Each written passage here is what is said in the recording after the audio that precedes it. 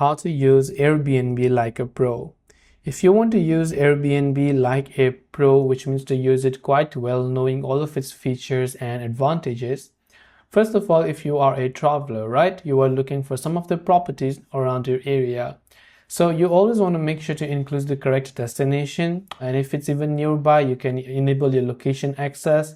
You can add a check-in date, a checkout date, and a guess as to how many adults, children, infants, or pets are you bringing to the property, and always use this advanced search feature to find the property that best suits your needs.